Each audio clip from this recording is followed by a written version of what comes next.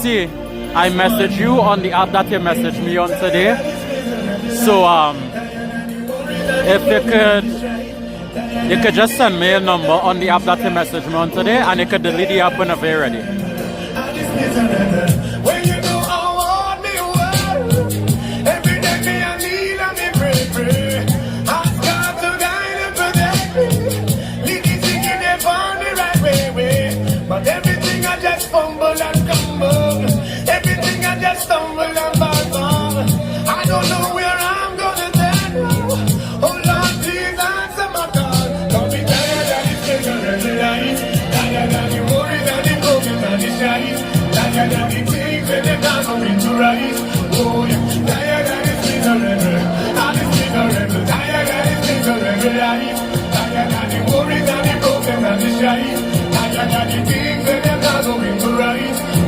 Yeah, CC, I got you.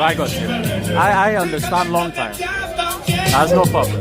Like that thing we jump over a fence, well, them judge and to read them fine, I get it. Them telling me that I have no defense, boy. I don't know when it's gonna be over. The straight and narrow path I choose. How do I know the righteous road is wrong? Since sometimes I sing the blues. Got me tired of this miserable life. Tired of the worries and the problems and the strife. Tired of the things when they're not going to rise. Oh yeah, tired of this miserable. And this miserable. Tired of this miserable life. Tired of the worries and the problems and the strife.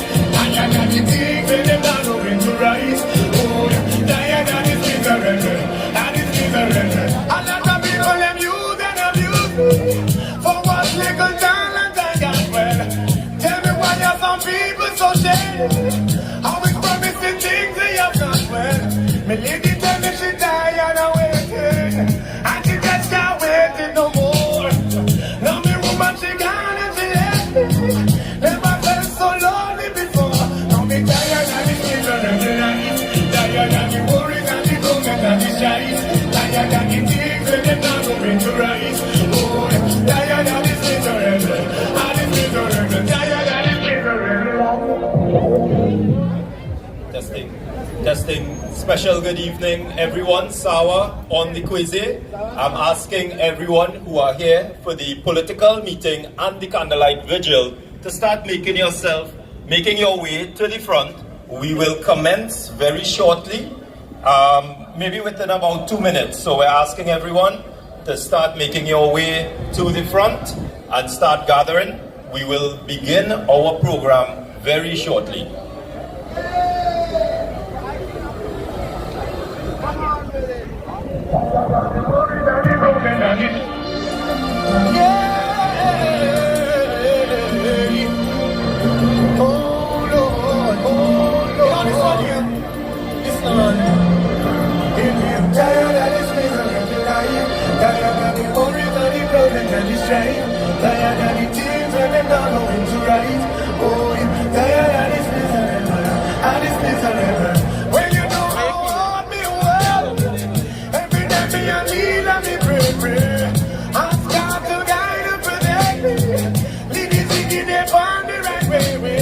But everything I just fumble and crumble. Everything I just don't. Tired of this miserable life. Tired of the worries and the problems and the strife. Tired of the things and the... Ladies and gentlemen, we are about to commence our public meeting here in Sawa in the Quizzy. We thank you all for coming out here today, and I ask that we all stand at attention for the national anthem.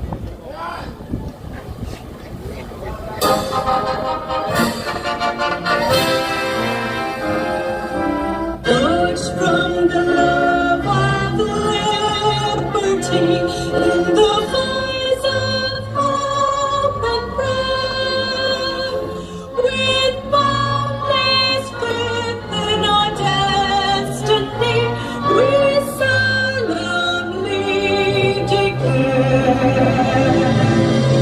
Side by side we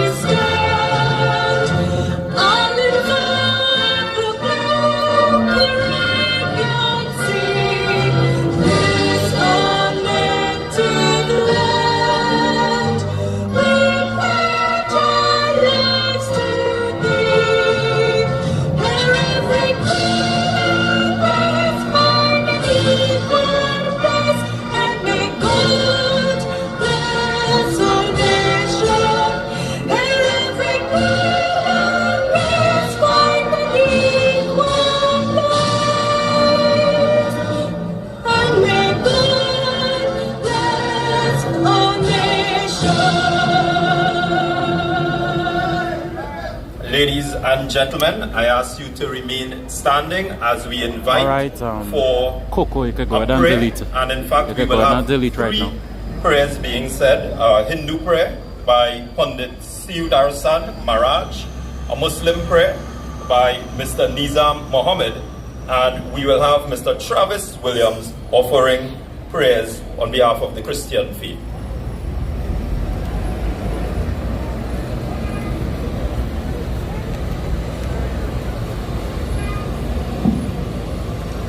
Thank you, Mr. Chairman. My brothers and sisters, let us all put our hands together and close our eyes. We as a Hindu priest, we believe God is one, called by many names. So I ask you, those of you who are Christians, we pray for peace and happiness. Those of you who are Muslims, we also pray asking the Lord to bless. And those of you who are Buddhism, whatever religion you believe is, please just remember God is one. First of all, we pay obeisance to the Lord in his form as Ganapati, Vignaharan, Vigneshwarai. He is called Lambodhai, many names of the Lord, but he is the Son of God. And so today we invite this Lord into your life, into this spot at this time, to bring peace and happiness to the very, very organization. My friends, let us all together as we bow our head in prayer.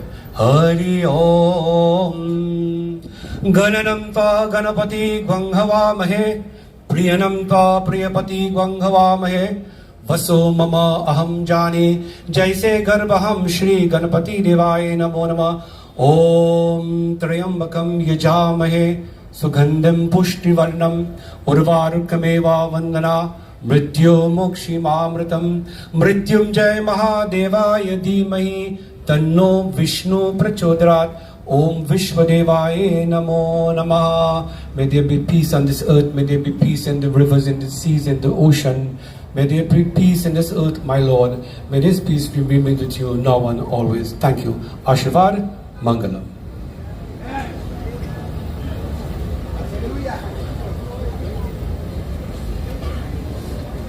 Good afternoon, brothers and sisters. On behalf of the Islamic community, I extend greetings of peace to everyone gathered here today. As we begin, I invite you to join me in the recitation of the Al-Fatiha. Bismillahirrahmanirrahim. Alhamdulillahi Rabbil Alameen. Ar-Rahmanir-Rahim. Maliki Yawmiddin. إياك نعبد وإياك نستعين اهدنا الصراط المستقيم صراط الذين أنعمت عليهم غير المغضوب عليهم ولا الضالين آمين. May God shower us all with His peace and blessings. Thank you.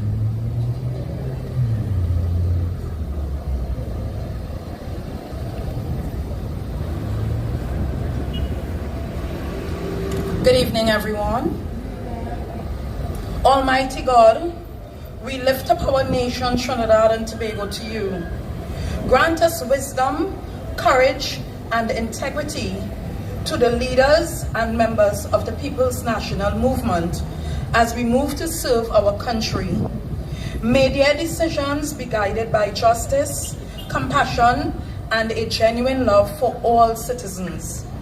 Bless our Twin Island nation with peace in our communities, prosperity in our homes, and unity among our people.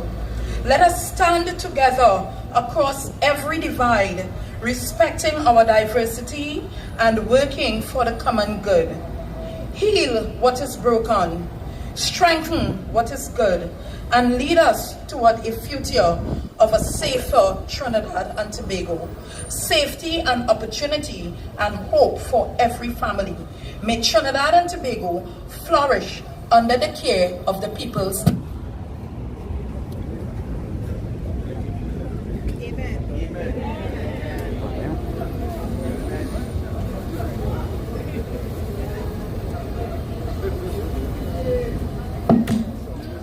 Thank you and welcome, ladies and gentlemen. Of course, we thank Councillor Alicia Gift, of course, for offering prayers. And ladies and gentlemen, here at Sawa, at the Kweze, I see a sea of white as you have come out here in your numbers. And let me firstly start off by saying a special good evening. The Honorable Pennelope Beckles Robinson, political leader of the People's National Movement and the leader of the opposition.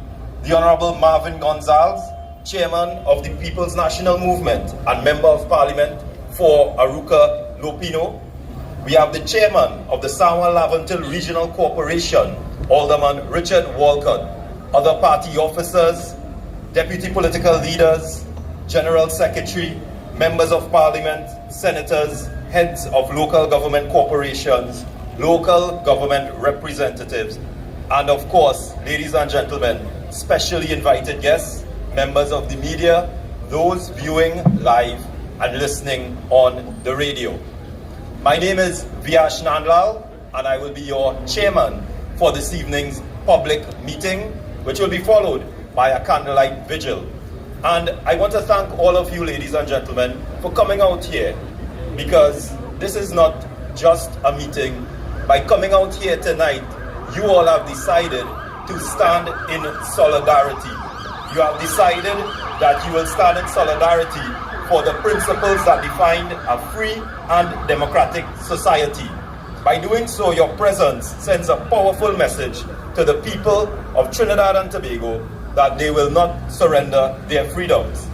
This evening, you will hear from several distinguished speakers, including the political leader of the People's National Movement and other members, as they stand in defense of your rights, freedoms, and democratic principles. So, ladies and gentlemen, before I introduce my first speaker, I just want to reiterate a saying that I saw, a quote. There is a saying that democracy dies in darkness. Tonight, through this vigil, through this public meeting, we will ensure that the light of democracy shines bright so the entire country can see it tonight, ladies and gentlemen. Tonight, you will not hear silence, but you will hear the voices of many standing loud and proud in defense of our democracy. And ladies and gentlemen, we have a very packed and tight schedule. Of course, we have a time limit, so I will go straight into it. Our youth speaker is a counselor who we are pleased to welcome, someone who has been a strong advocate for youth and gender issues. Through her work, she continues to champion programs focused on youth development. She is your counselor for Barataria. Ladies and gentlemen, please welcome Councillor Kimberly Small. Give praise, children. Give praise. Give praise, children. Yeah. Give praise. Give praise, children. Yeah. Give praise. Give praise.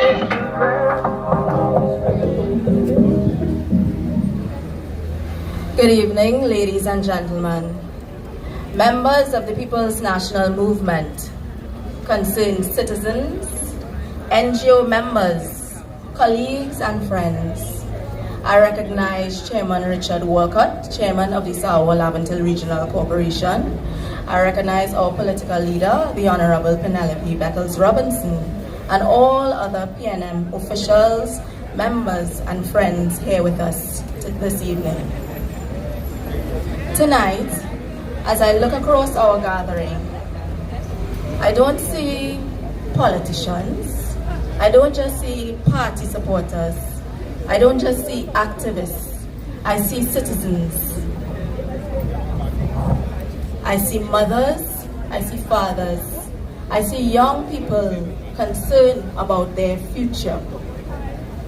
I am Kimberly Small, and today I am here as a citizen of Trinidad and Tobago. I'm a politician, yes. A councillor, yes. But today, I stand here in this vigil as a concerned citizen of Trinidad and Tobago, as is my right. Our democracy, as we know it, is under threat. And we as citizens have rights. A right to voice our opinions, a right to make a stand, a right to speak, a right to assemble, a right to question, and a right to protest if we choose to do so. Yeah? And let me be clear tonight. There's no one who can suppress or take these liberties from us. No government. No government gave us those rights. No political party gave us those rights. No prime minister gave us those rights. And therefore, no government can take those rights from us. Those rights belong to the people. Well, I have a story to tell you all. I am a Black Power baby. So my parents, they marched in the 1970s Black Power Revolution. They marched at a time when, I think you'll remember, brown paper bag. It depends on if you're going this way from the brown paper bag or that way, whether or not you'll be able to work in certain areas. My parents marched so that I could enjoy rights and opportunities and freedoms that many before them were denied. And before that, in the 1930s, we had the Butler and the Labour riots. And before that, in the 1800s, we had the Canberra riots. So you see, in Trinidad and Tobago, it is not uncommon for our citizens to stand up and voice their like or dislike for certain situations and circumstances. The story of Trinidad and Tobago has always been a story of ordinary people standing up and saying, enough is enough. Our history didn't come from silence. Our freedoms didn't come from silence. Our democracy did not come from silence. And I want young people here today to know that everything that we enjoy was paid for by someone who had the courage to stand up. And now it is our turn. We cannot allow this current government to use suppression and intimidation tactics to silence us. And today, we are at a critical juncture. It is a time that we make a stand. Of recent times, we have seen several different methods of slowly taking away our rights and infringing on our liberties. And this has been happening, creeping, on an incremental basis. You see, democracy isn't stolen from you overnight. It is removed on a creeping basis, and it depends on many actions. And to date, we have seen many worrying signs. One restriction here, one act of an intimidation there, one attempt to silence criticism. We have seen it with our Independence Day celebrations, attacked, cancelled. Our independent senators, their voices, attacked, discredited. Our voices on social media, attacked, censored. Our rights to assemble and protest, attacked and restricted. The tipping point, as we would have all seen, is that earlier it have rules for some and it have rules for others. Just last week, we would have noticed or witnessed some young, vibrant, not politically aligned young people standing up for a cause that they believe in. And whether you agree with their cause or not, that is not the point. The point is that they exercise what many believe is their democratic right to make their voices heard. And these young people were faced with police force, riot gear, and other intimidation tactics, to the point that 3 members of their group were arrested for breaking rules. That guess what? These rules didn't exist until the very next day. All you make it make sense. On the other hand, we witnessed another protest, one that many people, and I have to say, or is alleged, was politically connected. I don't know, I know we have seen the videos, and the response was very different. Oh, you saw it, right? You all saw? So we ask, are the rules the same for everyone? Yeah, no? I'm gonna ask again. Are the rules the same for everyone? No. Who are the rules for? Where are we going? We are heading down a slippery slope. And as young people, old people, everybody, it's time to take a stand, and it's time to take a stand now. We have organizations meant to protect and serve us, the citizens, and they are now being utilized to protect The powers that be from who? From us? The police belong to us, to we, the people. The institutions, they belong to us, we, the people. The democracy belongs to us, we, the people. Let's not get that confused. Our government should never try to limit or suppress voices once they are not in agreement with them. Imagine, only imagine, you offer yourself up to run a country and you're unable to take criticism or advice from we the citizens. So why even offer up yourself? That is your job. That is part of your job. It's like we give them the country to run and like they can't run it. When they have voices, they can't run it, they can't run it. When they have voices of dissent or people standing up for what is right, it's not because we don't like you, it is because we want you to do better for yourself and to do better for us. It is our democratic right to stand for what is right, and it's our right to criticize. Advice comes with this job, public scrutiny comes with this job, accountability comes with this job. You see, criticism is a part of democracy. Questioning is not disrespect, it is not dissent, it is accountability. Only tonight, I want to speak, I'm speaking to everybody, but I want to speak directly to young people. Young people, this is not somebody else's fight. This is your country. This is your democracy. This is your freedom. This is your future. Some of us may think these things may not be affecting us. And we're going to sit by the sidelines and say, well, somebody else will speak. Somebody else will fight. But hear me tonight. If not us, then? If not now, then? Because today it may be one movement, but tomorrow it may be you.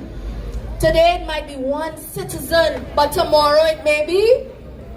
Today it might be one person, and tomorrow it may be. Young people, see this for what it is. You have rights and you should be able to express yourself without being labeled gimmickry, political activists, grifters, and criminals.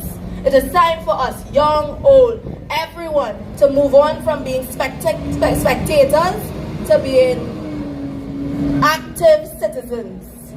Citizens involved in dictating what happens to our country, our land, our Trinbago.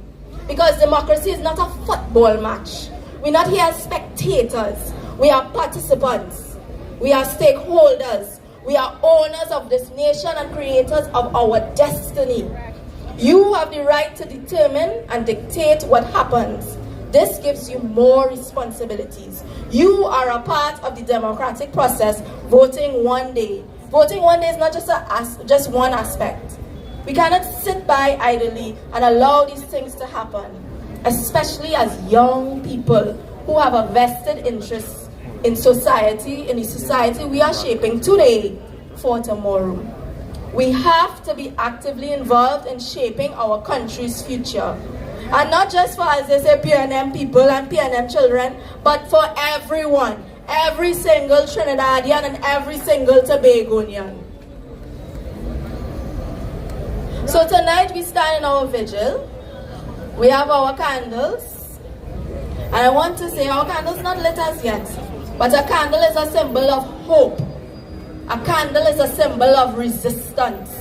A candle is a symbol of light overcoming darkness, good overcoming evil.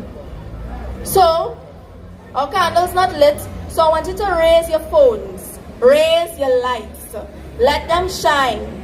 Yes, and I've seen them. Shine your lights, turn on the lights on your phones. So I've seen, right, I want to say I see a light. I see a light. So I want you to raise your lights. Let them shine. Because there is light at the end of this tunnel. Let Trinidad and Tobago see that we are here. Let Trinidad and Tobago see that we are not afraid. Let Trinidad and Tobago see that we will not be silenced. And actually, I want you all to say, we will not be silenced. Our voices matter. Our rights matter. And democracy matters. So tonight, let this government hear us. Not with anger, not with violence, but with conviction, with courage, with determination, because people do not get what they deserve. People get what they have fought for. So tonight, we stand for democracy. We stand for freedom. We stand for fairness. We stand for Trinidad and Tobago. And I close. There's a psalm, I say every single day when I walk into certain areas, when I go into my office, when I go into areas I'm uncomfortable with, I say it every single day. So I just want to say a little piece apart from it. I'm sure some of you may be familiar with it, and if you are familiar with it, I want to hear it as well. So, you will not fear the terror of night, nor the arrow that flies by day, nor the pestilence that stalks in the darkness, nor the plague that destroys at midday. 1,000 may fall at your side, 10,000 at your right hand, but it will not come near you. You will only observe with your eyes and see the punishment of the wicked. Yes. So tonight, our candles and our phones, all our lights, remind us of one simple truth. Darkness can never overcome light. As long as the citizens are willing to stand, willing to speak, willing to shine, there will always be hope for Trinidad and Tobago. May God bless you, and may God bless our democracy.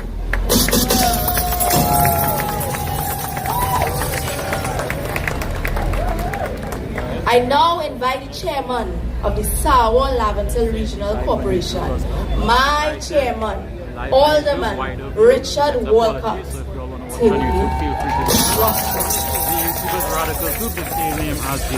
a little more for Richard Walcott, please, for Alderman Walcott. Thank you.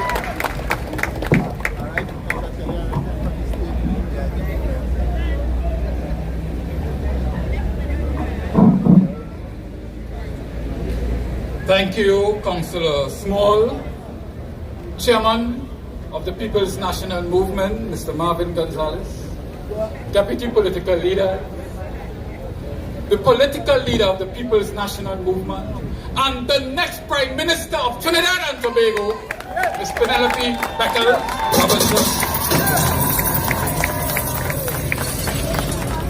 Members of Parliament. Members of Council.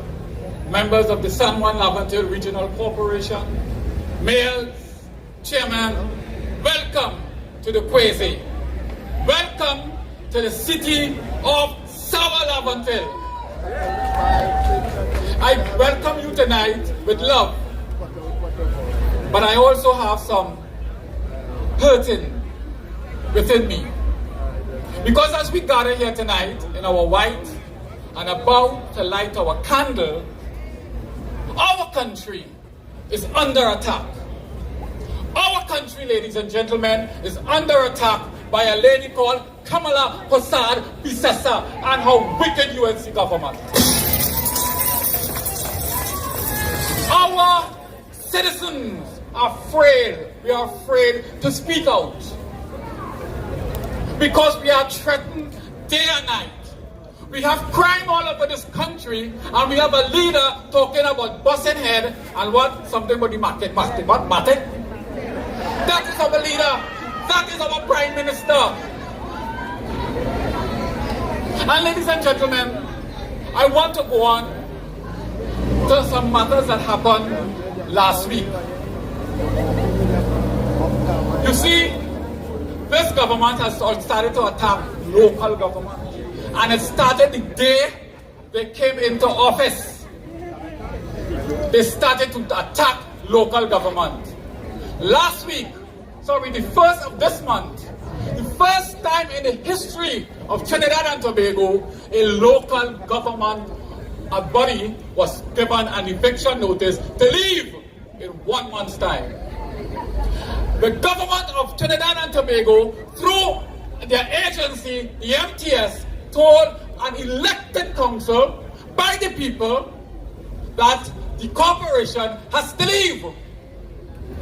Not only that, I will not go into all the details tonight, but we got a 2 months extension. In that 2 months extension, and that letter has gone to our attorneys, on the extension, that is democracy, Kamala Salvi style. And ladies and gentlemen, we have to stand up against that kind of wickedness from this woman who is pretending to be a prime minister. As I said, the undemocratic move by this government started in April of last year, when we in the corporation received not 1 cent for goods and services. It continues.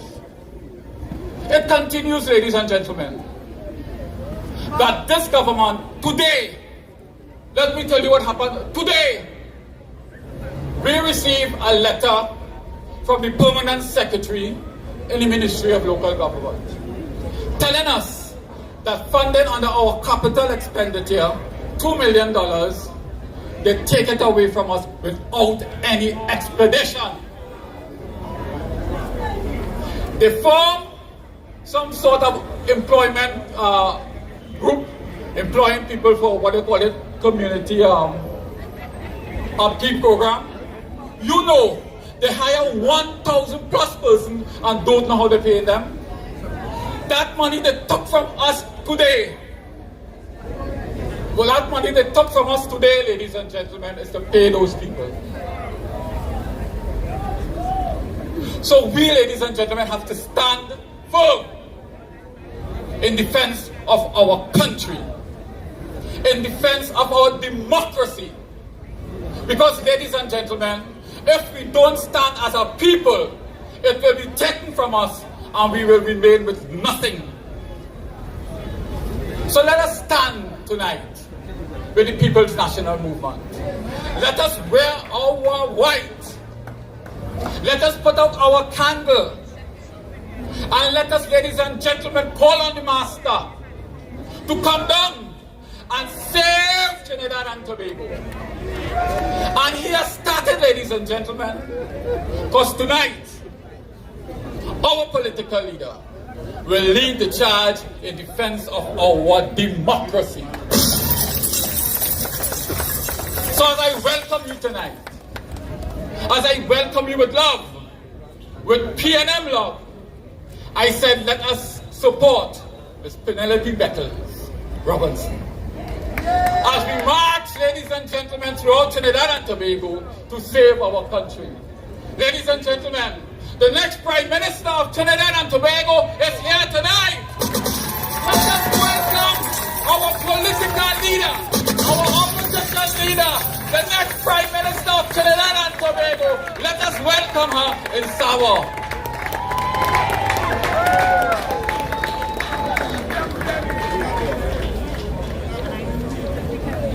So folks, we ready?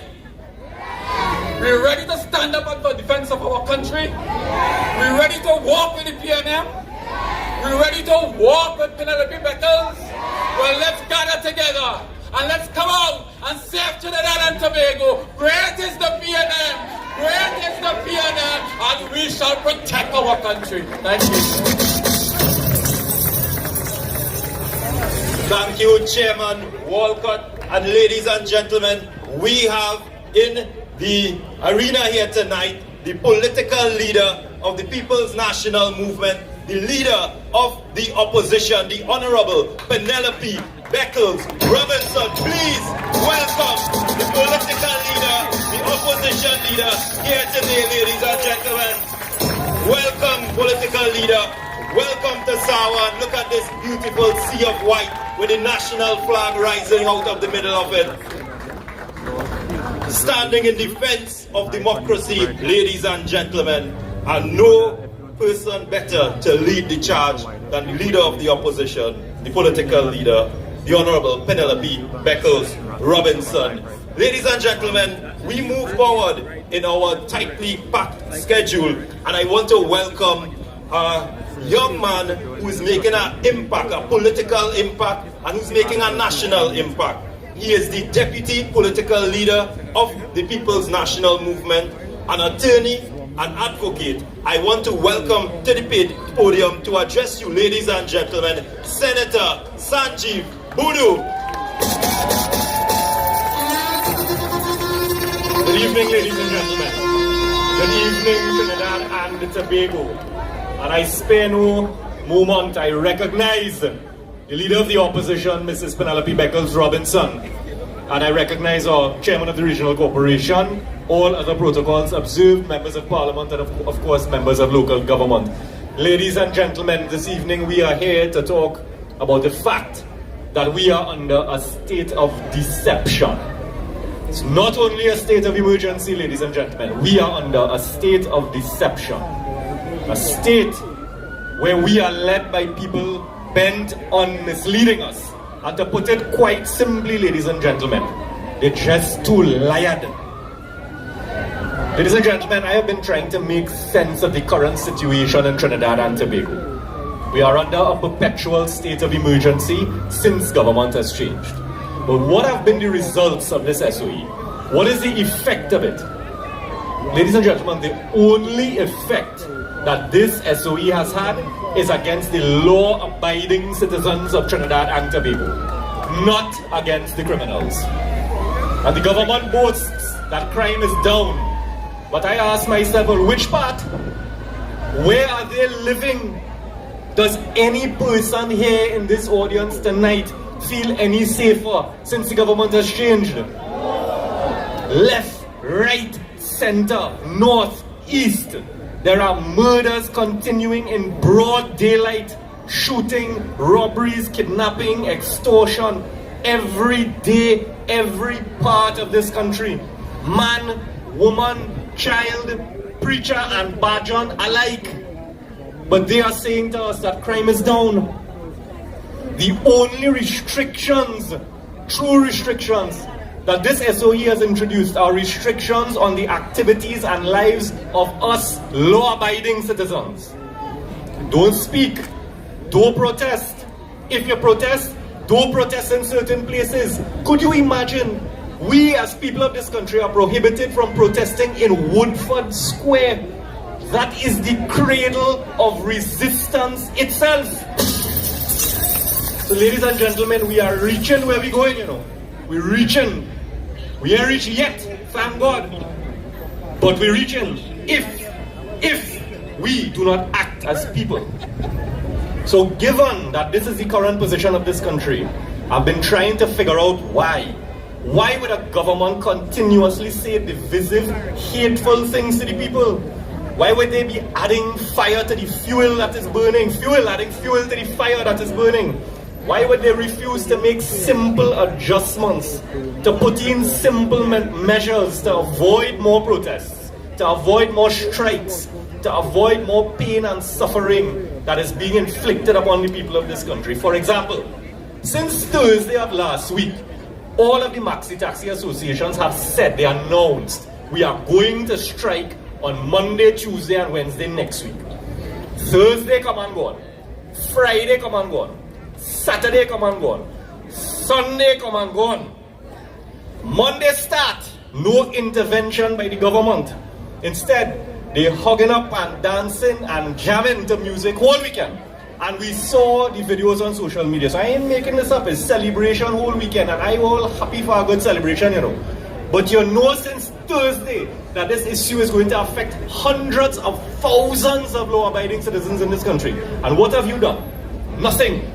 And I said to myself, it has to be that some secret meeting taking place between the minister and the maxi taxi associations, because I put myself in their shoes. I don't like to jump to conclusions, and I like to give people the benefit of the doubt. So I said, I'm put myself in Minister Zaku's shoes.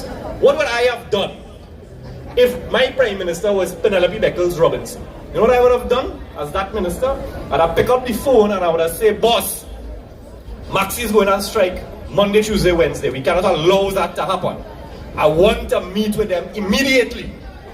She would have said one of two things, ladies and gentlemen. She would have said, go and see them immediately and settle what you could settle and be reasonable with them, but do not let that strike continue. Or she would have said, are coming with you. I go and meet them myself. That is what leadership is. That is what you could expect from Prime Minister Pennelope Beckles Robinson. So because I know these things would have happened when PM Penny is in office, I say to myself, well, that must have happened with them on that side. So I myself went down to City Gate at 6 o'clock Monday morning. Not a maxi in sight. So I know now, no meeting and happen. Worse than that though, not one minister was there in City Gate at 6 a.m., which is, we all know as traveling public, that's the time for all the action to happen down there. Not one minister. So the strike continue. 2 o'clock come, strike going on Monday. So that means if you meeting at 2 o'clock, the best case scenario is the strike will call off Tuesday. So lo and behold, Monday come, no resolution, strike again Tuesday. And then this morning in the papers now, and I'm quoting the Guardian here, Patsad Bissessar told Guardian Media that she is encouraging the drivers to keep engaging with Minister Zakur after they have completed their 3-day strike. That is what the Prime Minister said in the newspaper today. But she is saying, when all it done strike, come back and talk to Zakur. That's a different kind of logic. You see, why would you want to pressure the traveling public? Employees, workers, students, sick people going to clinic. Why you want to pressure them that way? And then I thought it's the same thing with CPAP. You know tens of thousands of people are going home. And you know that because bush everywhere. But instead of saying to the people, we're going to hire you, we have something in place for you, you repeatedly say that it is ghost and shadow and zombie working in CPAP and URP. And you pretend that you didn't send the people home. Why would you aggravate the people that way and insult them that way? And I figured it out. Let me tell you why. There's a political theory being put in motion in this country right now. An experiment. This government is experimenting on us, the people of Trinidad and Tobago. This government has come up with the idea that a starving man does not fight for freedom. A starving man fights for bread. A starving man does not fight for democracy. A starving man fights to feed his family. And that, my ladies and gentlemen, is what tyrants do. Tyrants know that by taking away your livelihood, they take away your will to resist injustice. They take away your will to resist oppression. They take away your will to resist a blatant lack of accountability and transparency in government's conduct of the business of the people. That is why they are doing what they are doing. This government is on a mission to manufacture chaos and confusion in our society. Because in the midst of that chaos and confusion, in the midst of you not being able to travel to work, your children can't go to school, you not being able to comfortably put food on your table, in the midst of us as a people being rightfully concerned about the suppression of our constitutional rights, the arrests of lawful protesters, the restriction on your ability to gather and express your views at buildings and landmarks that all belong to you, the people of this country. In the midst of all of that, who is looking at HDC and the $3.4 billion? Under the distraction of headlines every day about SOE that instill fear within you, who is asking about the 100 million so and the next 150 million so in landmark TT? And the point is, ladies and gentlemen, when the government pressures us more and more and allows chaos and confusion to be the order of the day, they believe that we will be distracted and we will not be looking to hold them accountable for their raiding of the treasury, for the award of billion-dollar contracts to their friends and family. That is why they are taking no steps to take control of the out-of-control situation in this country. And that is why they make noise about Zoso when the whole country knows that they could have done every single thing that Zoso bill proposed to do right now under the SOE, and they have refused to do it. And that is why they have not done anything to address crime, jobs, healthcare, roads, water, nothing. Nothing has improved. It is only pressure and pressure and pressure. And while we're under pressure, they're laughing in Parliament and blowing in garbage bag that is kicks right through. But what is joke for schoolboy is dead for Crapo. And they don't realize that. They don't realize it's people's lives they are playing with. So ladies and gentlemen, we are under pressure, yes, but keep your eyes open. Continue to pay attention. Keep demanding answers from them. Give them back pressure to answer your questions. And most of all, ladies and gentlemen, the purpose of this meeting is for you not to give up. Do not despair. Do not lose hope. Continue the fight for proper and reasonable governance and responsible governance for all of us. Continue to stand up for what is right, Trinidad and Tobago. The future of this country is in your hands. It is at the tip of your right index finger. Trinidad and Tobago will either be saved or will be doomed to peril based on your decision. Your choice. Choose wisely. Ladies and gentlemen, may God bless each and every one of you, and may God bless Trinidad and Tobago.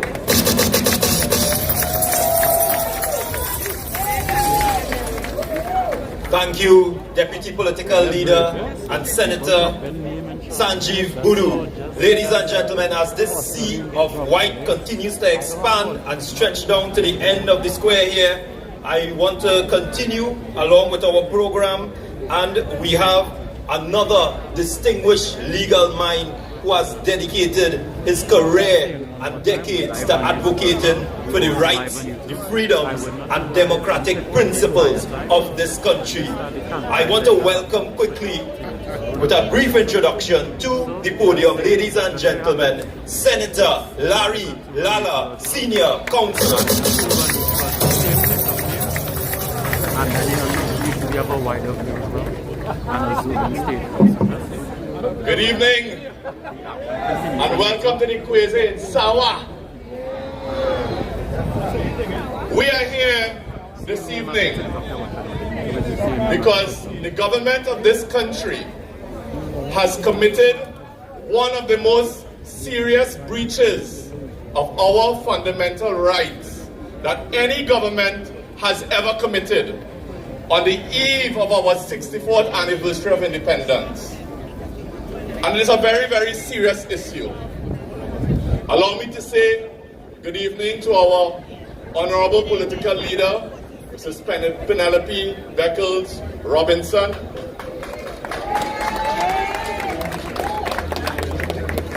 And for the sake of time, because I'm limited in my time, allow me to stand on the very distinguished protocol list that has been established.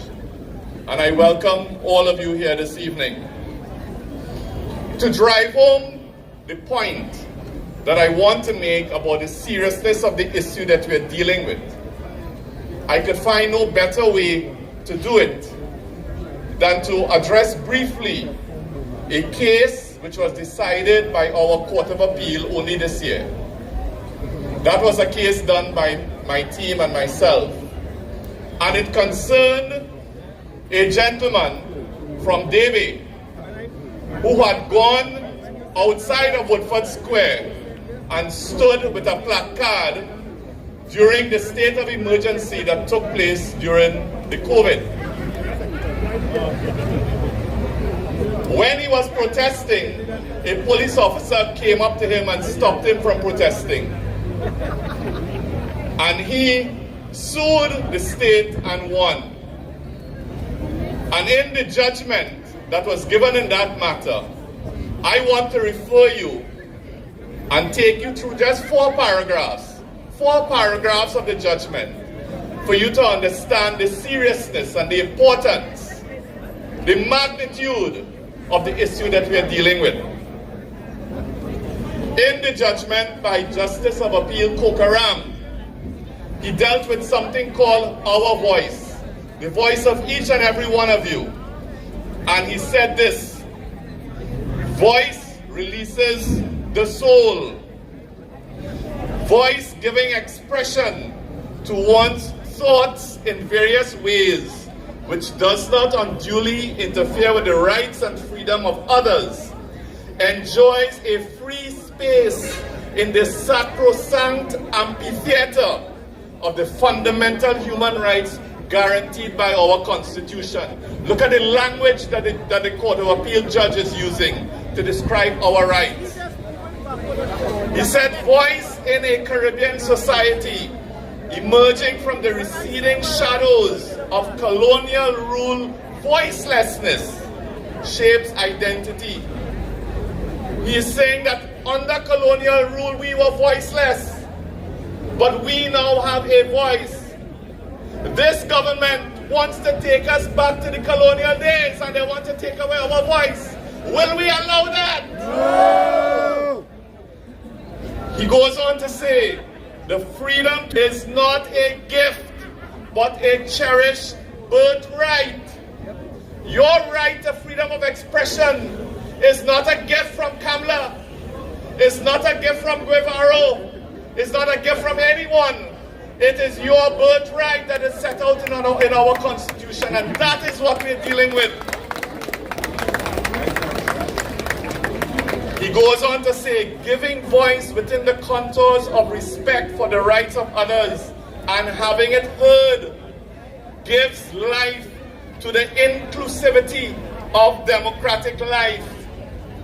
The inclusivity of democratic life. Each and every one of you has a right to participate in the democratic life of this country.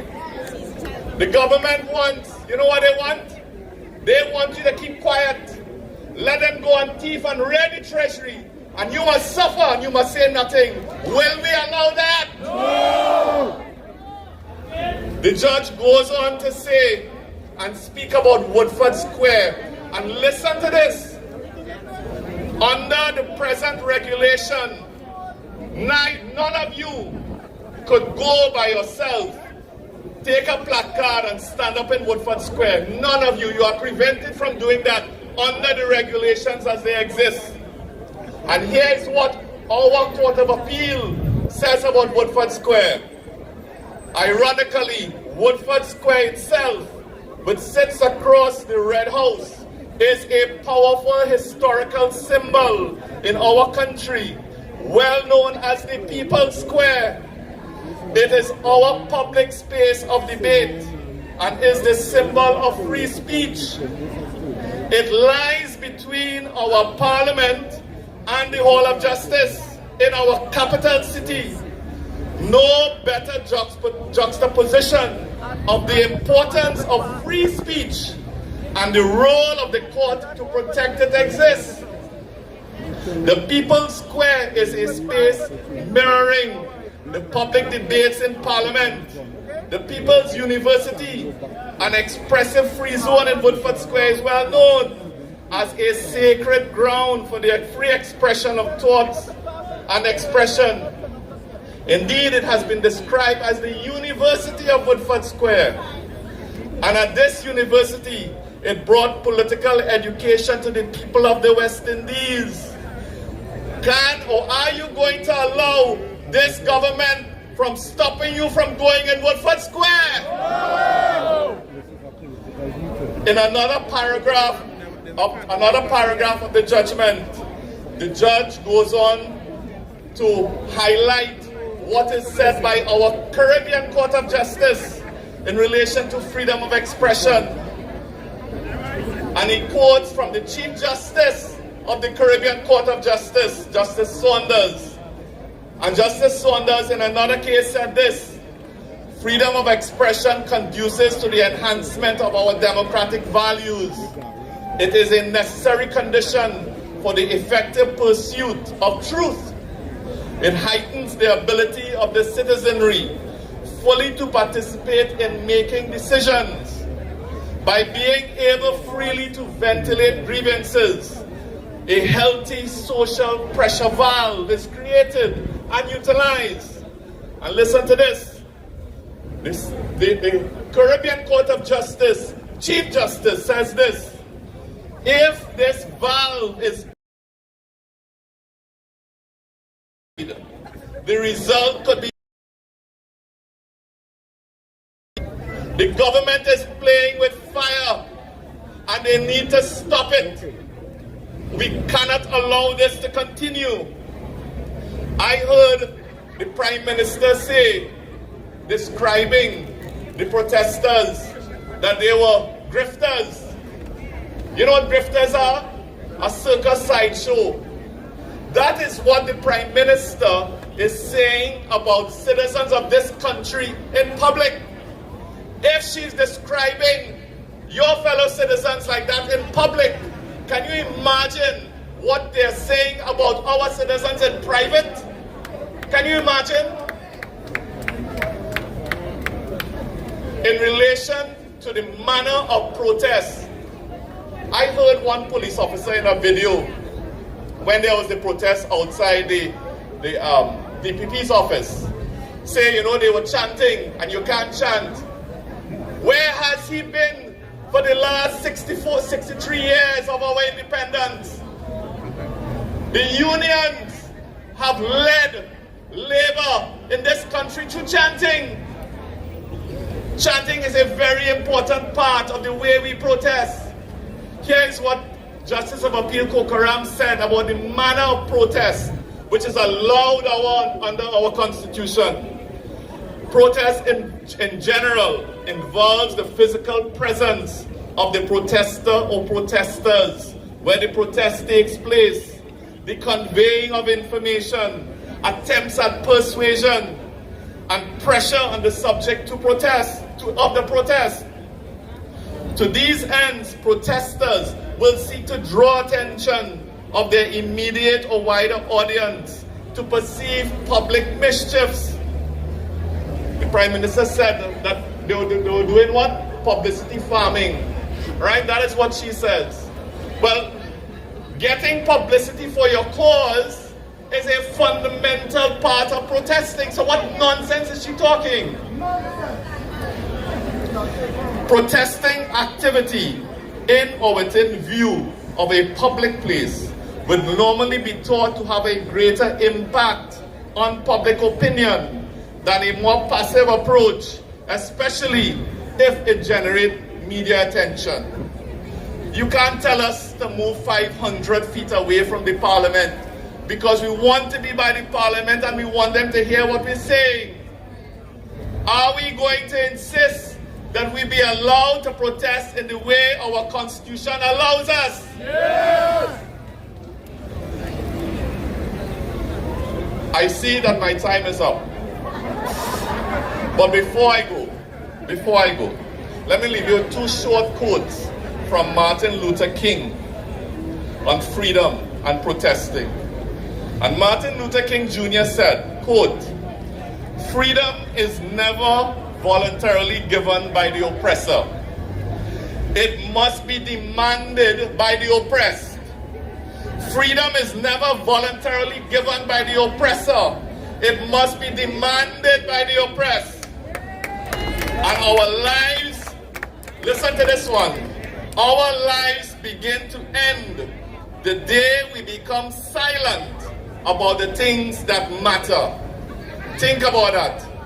Our lives begin to end the day we become silent about the things that matter. I thank you very much. God bless every one of you. God bless our nation. Thank you, Senator Larry Lala. And I know we could stand here and sit here and listen to a lot more of his very brilliant discourse. But ladies and gentlemen, we must move on because we have a lot of powerful speakers. As this crowd thickens. And ladies and gentlemen, we have our next speaker, a distinguished educator and former government minister. She represents the voice of powerful women in the People's National Movement. Ladies and gentlemen, please welcome the PNM's Lady Vice Chair, National Women's League Chair, Member of Parliament for St. Anne's East, Dr. Diane Caspi-Dolly.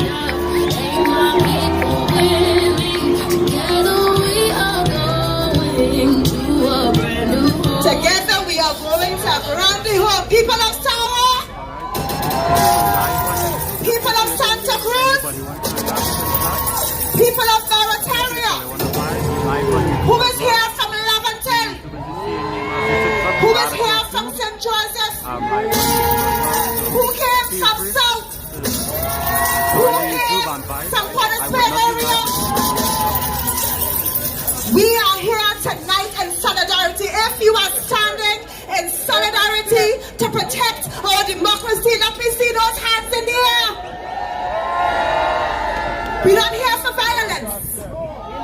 We are here for peace.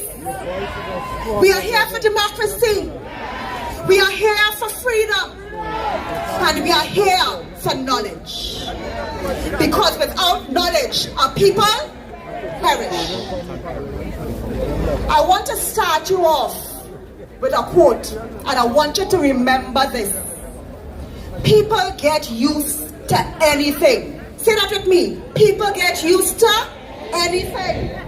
The less you think about your oppression, the more normal it seems. You understand what I say? The less you think about your oppression, the more normal it seems. The political leader of the PNM is here. The executive of the PNM is here. And you, the people of Sawa, Laventille, St. Joseph, El Socorro, Aranguez, you are here. And why are you here? Because we're not going to get used to living in a lawless dump. Are you going to accept as normal living under SOE? No. Is that normal? No. That ain't normal at all. Are you going to get used to living in hardship? No. How many of you lost your jobs?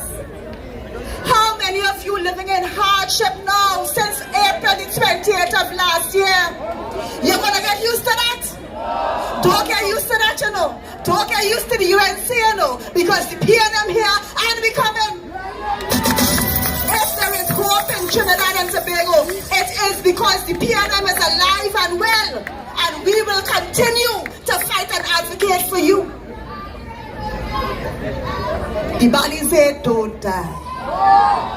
The PNM might be a little bit down right now, but we're not out.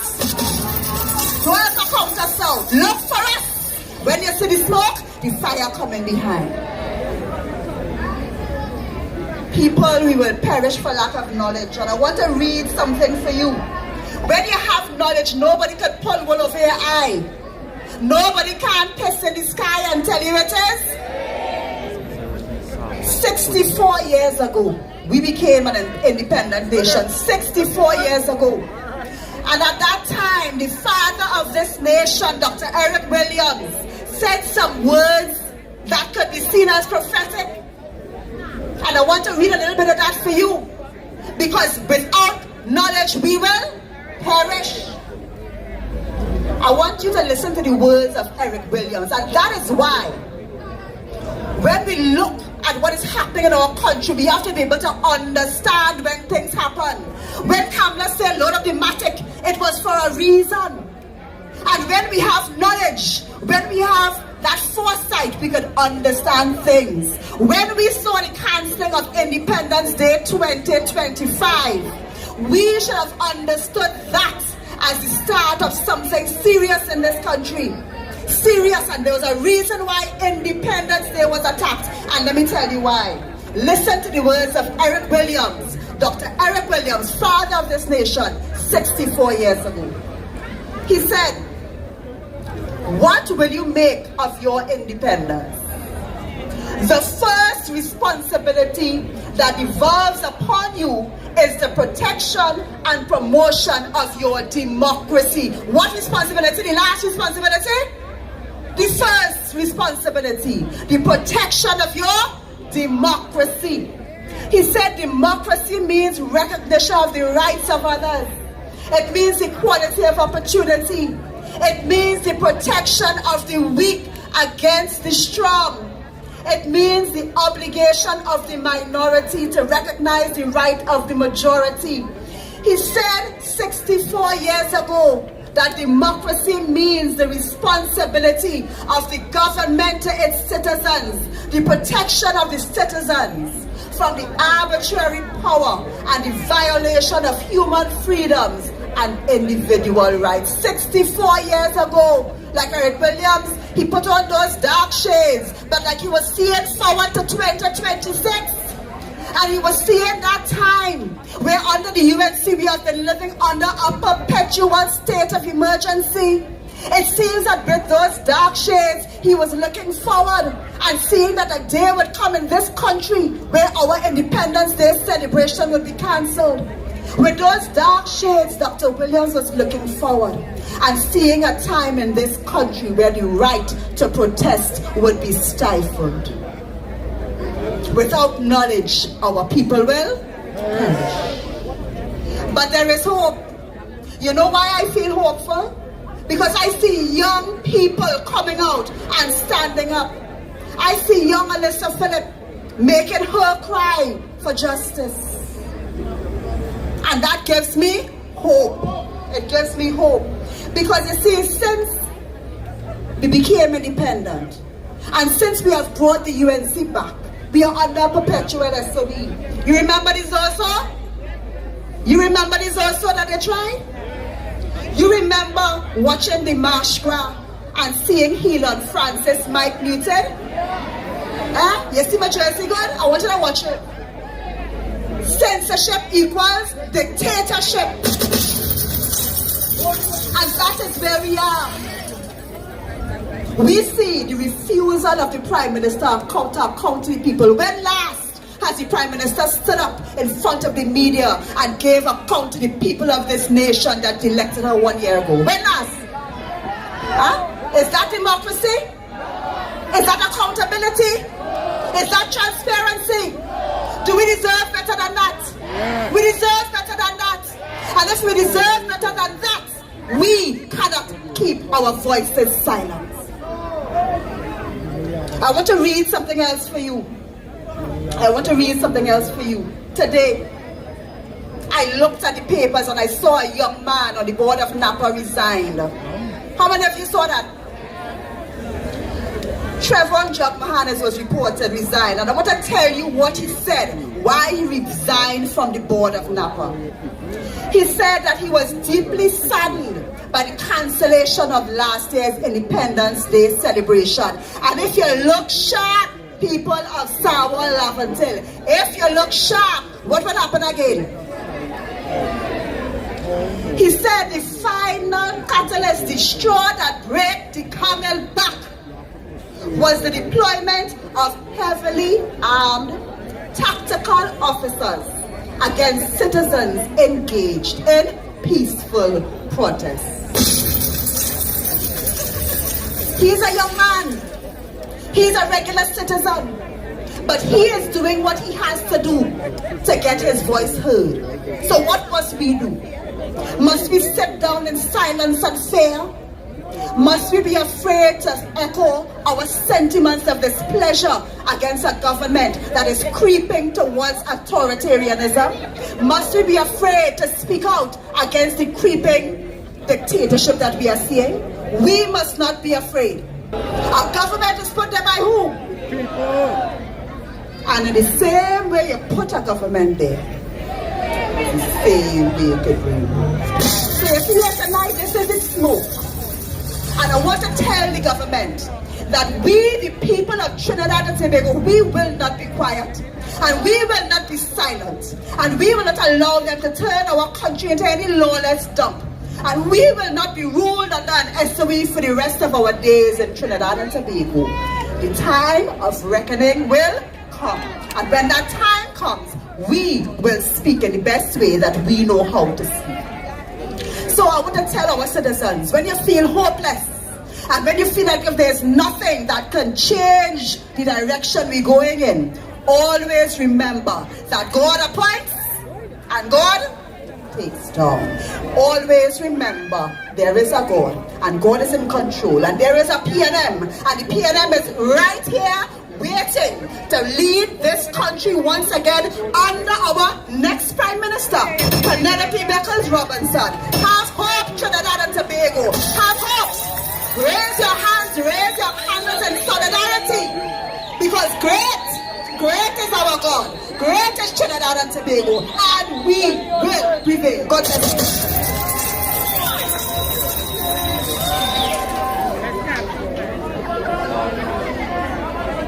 Thank you, Dr. Nian Gatsby Dolly, such a powerful voice within the People's National Movement, powerful woman in the People's National Movement, ladies and gentlemen.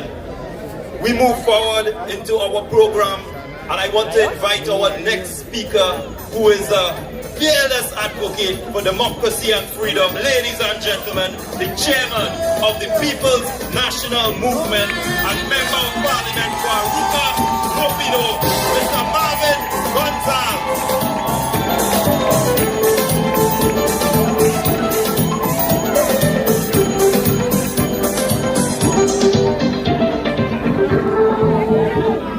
Thank you very much, Viash. Political leader of the People's National Movement and leader of the opposition. Members of Parliament in the lower house and in the upper house. Executive members of the People's National Movement. My colleague from St. Anne's East, the Honorable Dr. Nayan Gadsby Dolly, Member of Parliament for St. Anne's East. Members of the People's National Movement, and most importantly, fellow citizens of the Republic of Trinidad and Tobago. Ladies and gentlemen, this has been a short, but it feels like a very long journey from April the 25th or 28th last year to this year. But where we have found ourselves in 2026, we did not find ourselves here by chance. Because, ladies and gentlemen and fellow citizens, the signs have been there. Because when the people of Trinidad and Tobago elected this government to power, they attacked the working class in Trinidad and Tobago by firing over 60,000 workers. We did not take to the streets. We did not raise our voices in objection. And by so doing, the government believed that they could do whatever they want with the people of Trinidad and Tobago because they have no consequences to their brutal action against the poor and the working citizens of Trinidad and Tobago. And when they got away with that, they canceled our independence parade.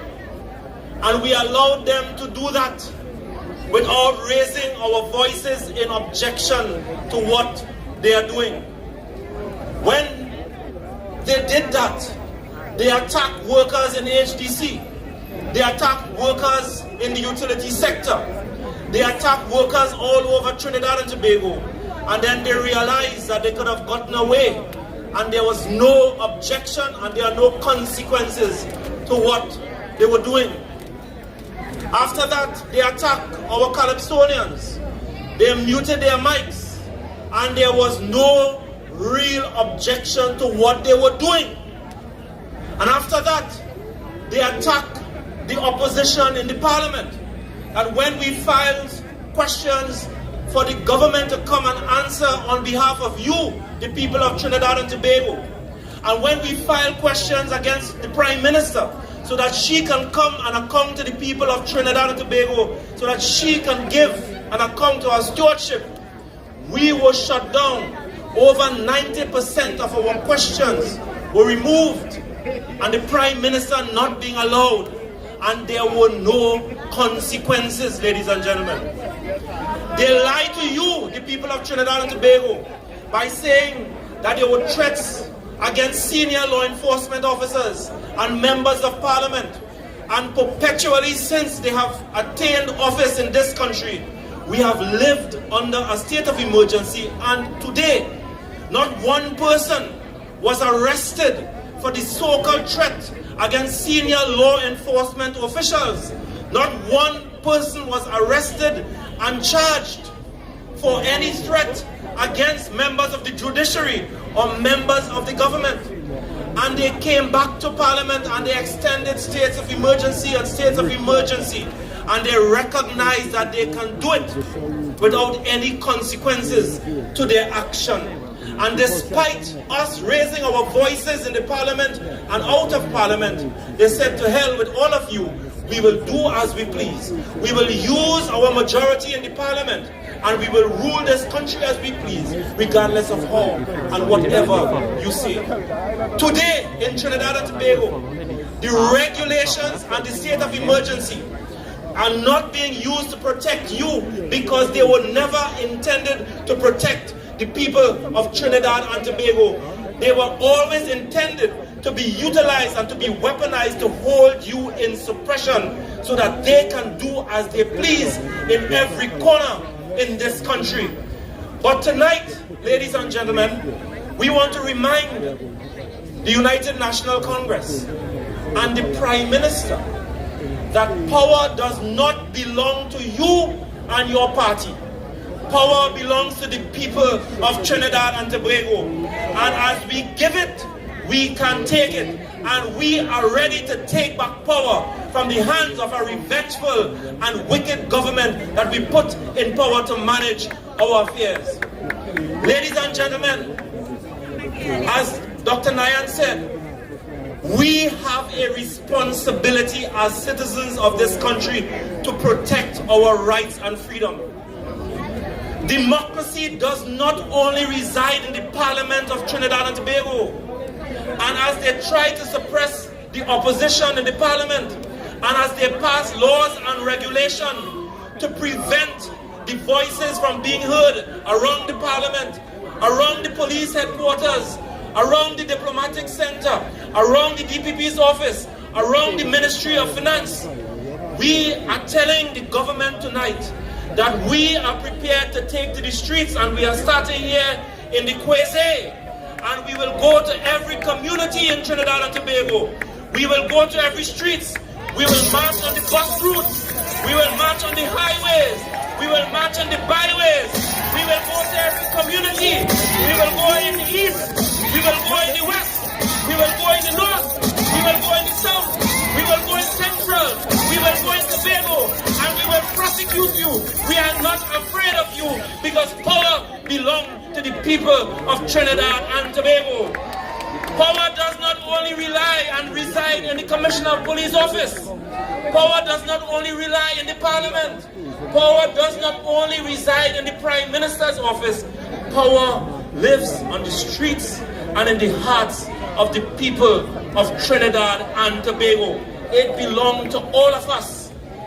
And we will ensure, ladies and gentlemen, that the power that we repose in this government will not be used to desecrate public office and will not be weaponized against the people of Trinidad and Tobago.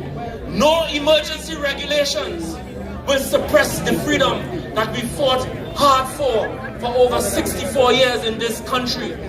No state of emergency is going to keep us in suppression, because we were born out of slavery. We were born out of indentureship. We were born out of struggle, and freedom resides in our belly. And no state of emergency is going to take that away from us, ladies and gentlemen.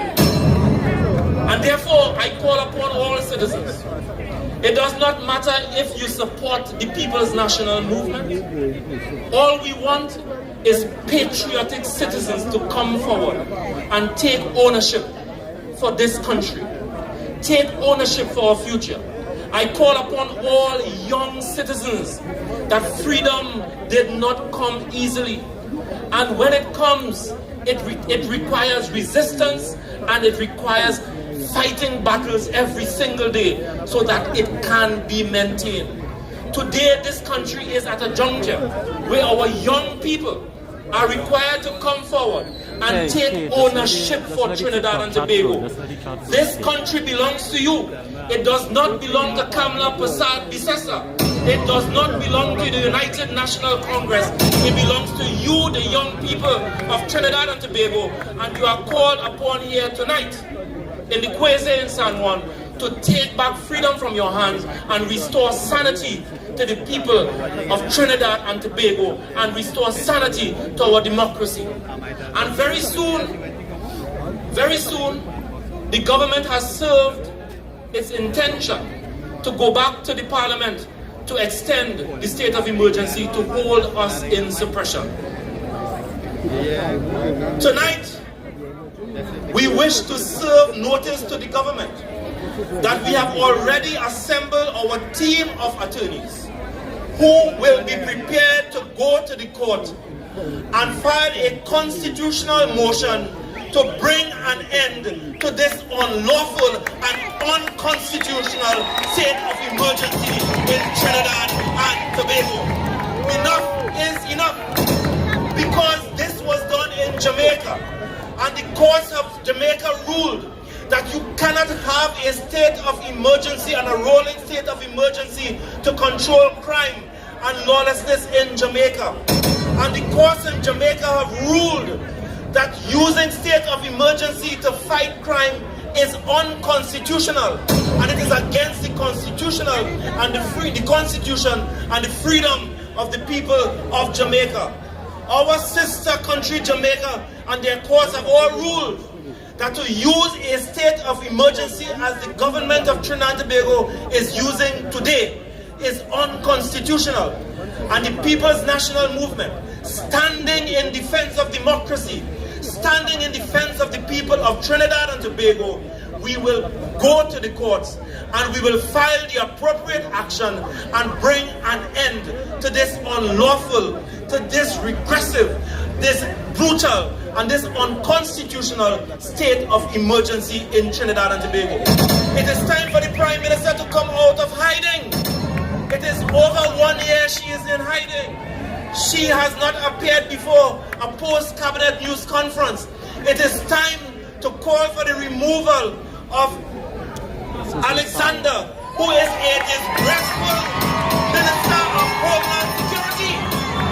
It is time to call for the removal of Wayne Sturge, who came into power by being funded by drug traffickers and drug dealers.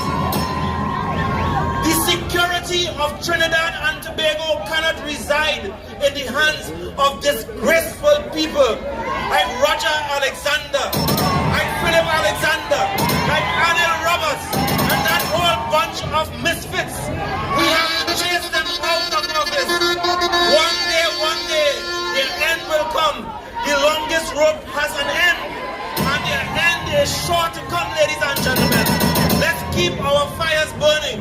Let's keep our candles burning, because in our belly resides our hope for freedom in Trinidad and Tobago. And as the people went to the polls and put Kamla Persad-Bissessar in the government of Trinidad and Tobago, the people of Trinidad and Tobago just 1 year are saying, we have had enough. We have had enough. You have disgraced us. You have disgusted us, and your time has come. The longest rope has an end. Get out of power. Enough is enough. Power belongs to the people of Trinidad and Tobago. May God bless you. May God bless Trinidad and Tobago. Long live the people of Trinidad and Tobago. Forward ever, backward never. We will not surrender. Trinidad and Tobago belong to all of us. May God bless you. God bless Trinidad and Tobago. Thank you, ladies and gentlemen. Blessed be unto thee. Ladies and gentlemen, Chairman of the People's National Movement, Mr. Marvin Gonzalez. Ladies and gentlemen, as I look out in the sea of white, it is very inspiring. I see the flames in the distance, the national flag floating high in the air. And you all are true patriots here tonight. Ladies and gentlemen, it is my distinct honor to introduce our featured speaker here tonight, to address you all, you massive crowd of patriots who are fearlessly here, standing in solidarity to defend our democracy. This featured speaker is someone who has a distinguished career in public service and law, serving our nation with integrity, resilience, and a deep commitment to the people of Trinidad and Tobago. Ladies and gentlemen, as leader of the opposition and the first female political leader of the People's National Movement, she has distinguished herself as a fearless advocate for the people of Trinidad and Tobago, standing in defense of our rights, our freedoms, and this country's democratic principles. She is unwavering in her commitment to the people of Trinidad and Tobago and is unshaken in her courage and strength, leading the way in defense of our democracy, whether it is inside of the parliament, outside of the parliament, or right here in Sawa and Nikwesi. Ladies and gentlemen, we have heard about the state of this country right now, but the Bible speaks of Esther as a woman of profound courage, who fearlessly walked into the halls of power to change the direction of our people. Ladies and gentlemen, Penny Beckles, Penny for the people, is the leader, is the only leader who will take us out of this crisis. Ladies and gentlemen, please join me in welcoming, the leader of the opposition, the political leader of the People's National Movement, and the next Prime Minister of Trinidad and Tobago, the Honorable Pennelope Beckles Robinson.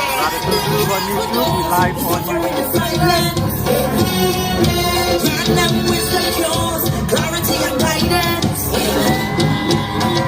I pray for the young and I pray for the old. Cover their minds, so don't let them lose control. Don't be silent, sin or transgressions are many. Thank God for the life that He gave me. So all you who know till I lose it, try to congregate and don't try to separate. I'm calling on the prayer warriors in the country. Unfortunately, we need a blessing. Today go need a blessing. Today go need a blessing. Today need a blessing. Today go need a blessing. Today go need a blessing.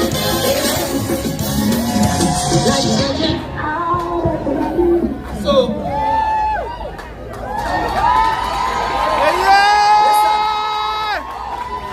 all you know, they didn't want us to have this vigil tonight. All you know, they didn't want us to have this meeting tonight.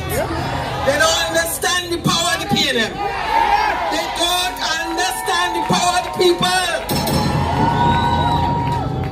Tomorrow is Corpus Christi.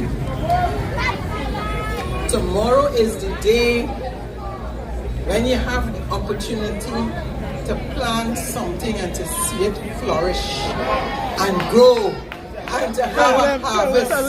Trinidad and Tobago, we're going to have a harvest. And sometimes you have to distinguish between some seeds that you have to move away. And you have to make sure that when you plant certain seeds, it's going to grow. The PNM is rebuilding. We are growing. We're going to have our harvest, and we are going to return to the powers. We are going to return to the corridors. And I tell you, just wait. You see all the way to the side here? Come in the front. Let them know about the power of the people. They feel they could have stopped us here tonight. They don't understand. I am talking about a party that is celebrating 70 years today. 70 years this year. 70 years. You know what it is to celebrate 70 years? When you're celebrating 70 years, you know, the Bible speaks about 10, and it has something called jealousy. You see that building on Tranquility Street called Balizé House. You see that flower called the Balizé? She gone in the parliament and she telling people that Balizé House will have the deed for that piece of land. I wonder what deed Canada have. What deed the UNC have? They have a building at all? Let me just say thanks to all of you for coming out here tonight. Matthew 5 verse 9 says, "Blessed are the peacemakers, for they will be called children of God." Shamari, how are you talking? Yes. It is important for you to understand. You see what we're wearing tonight? White. We understand the importance of peace. but we also understand the power of silence, and we understand there's a time to speak. Yes, now is the time. I want to share with you that this Kamla Prasad Bisesa, let me tell you something about Kamla Prasad Bisesa. Now, you know, some people calling for a day to stay home. And if you read the Express today, Kamla Prasad Bisesa is saying to all, they want to protest. Are you read it? You want to protest. You want to shut down the country. But remember, at the end of the month, you have bills to pay. What is she really telling you? It's more than that. It's more than that. It's a threat. You know, as Marvin just said, this woman loves to threaten people. You know, it's like somebody in the house and the body, come in. Down in the Philippines, hiding. Since she became the Prime Minister, she want to cuff down him boat. She want to load up the matic. She want to take away your visa. She want to take away your work. But the time coming. Let me say something to you all, and I want you to listen to me carefully. When a government who claims to love people, remember her? I love you. Remember the love and the sympathy and the compassion? And they tell you, yeah, yet you're good in office, but you will make legislation and you will tell people these places you cannot go. Could you believe that? Now you ask me, I want to ask the people of Tobago what it is in A&R Robinson Airport that they want you to protest. They don't want you to go Piaco. They don't want you to go by the parliament. They don't want you to go by the Ministry of Finance. I mean, they don't want you to go by the diplomatic center. But she's not living there. So if you went, as in previous years, to carry a petition for the Prime Minister by her residence, you will meet nobody. Nobody is there.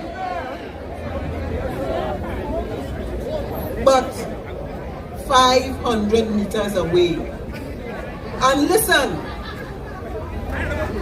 the Prime Minister, together with some trade union movements, formed a coalition, and they were able to ensure that the UNC got into office. You all read the papers today? The Prime Minister is telling the trade union movement what you should be doing is seeing about benefits for your members. So the Prime Minister does not even recognize her partners that were responsible for her getting into office. So you know what they're telling her now? They're going to court. The same Prime Minister who talked about shutting down a country. Because let me tell you what she said in 2018. In 2018, opposition leader Kamla Prasad Bisesa called on citizens to stay home and rest and reflect. I'm waiting patiently to hear what is her response to the people who want Trinidad and Tobago to stay home. You see, let me tell you something. You see this thing called when you either have a bad memory or no memory at all, it just causes them to say those kinds of things. So there it is. It is important for you to remember that it is normal it is normal for people to protest in front of the parliament. As a matter of fact, if you have politicians and you can't take Picon and you can't pass in front of the parliament and Should I zoom back out or is the zoom okay? And if it is, when the budget is presented in the parliament and the trade unions and civil society and the farmers come in front of the Ministry of Finance to protest, imagine, they don't want people to go in front of the Ministry of Finance to protest. But if you have a 2x4 budget, a fake and a fraudulent budget, that is why you wouldn't want people in front of the Ministry of Finance. Thank you, Didi. So I want you all, because you know when a government threatens its citizens every day and keeps warning you about what you see on your phone, when they're threatening social media activists and they want to threaten politicians, it is dictatorship. And we need to wake up people. What is interesting, the United National Congress that was founded by Basdev Pandey. Yes, Pandey Shame, a trade union activist, a man that marched all over Trinidad and Tobago, but he ended up with somebody. I mean, we understand that she can't really march, but if you can't march, and if you can't walk, and if you can't run a 5K, don't stop nobody. And if it is you want to run the country from your house in the Philippines, don't stop Trinidadians and Tobagonians from even a peaceful protest, because they don't want no kind of protest. And it is time we let the UNC know what time of day it is.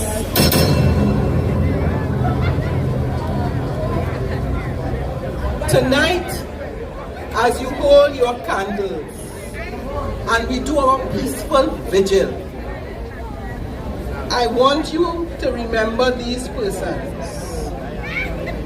Shamaya Jada Mutilar, she was 14 years old. Angelo Tobias Plaza, 2 years old. Akini Kafi, 23 months old, killed in his father's car while his father was running a daycare and caring for other people's children. Yana Armstrong, 9 years old, Lady Young Road, she was in a car. And also another 9-year-old. They were children, our children, children whose parents sang to them. Tonight, we remember them. We remember every child, every young person, every woman.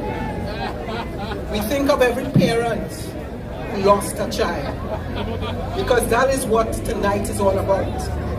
Tonight is for you to remember that we have a government who has been marketing that crime only takes place in PNN constituencies. But no later than 2 weeks after Wayne Sturge was boasting in the parliament that the murders only taken in Port of Spain, Laventille East and Laventille East. I don't know where one. You see, the Lord don't sleep. Because we are sorry for the victims and the people who died. But the Lord had to remind them, don't lie. Don't lie. So you had a triple murder down south. And you had a double murder down south. And almost, yes, and in Penal, 7 persons being killed in less than 24 hours. And the double murder occurring right in the constituency of the Prime Minister. Because they will have you believe that is only in PNM constituencies that crime takes place. Crime don't have no color. Crime has no race. Crime, when a criminal decide that he want to come for you, he don't know about the boundaries, whether you're in Laventille East or whether you're in Siparia. You feel a bullet has a boundary. You feel a bullet knows whether the victim is UNC or PNM. But this government wants you to believe that. But the fact is, when UNC win, nobody winning. So what did they promise us? Because as I go to the market, whether it's Tunapuna, Port of Spain, Arima, it's the same cry. Everybody want to know, Miss Beckles, Penny, MP, how long again under this government? All you asking the same question? Jobs gone, higher taxes, higher fines, and this state of emergency. Do y'all believe they're coming to extend it again? Yes. Y'all believe we having any independence parade this year?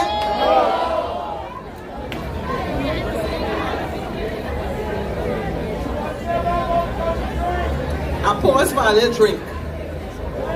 Water.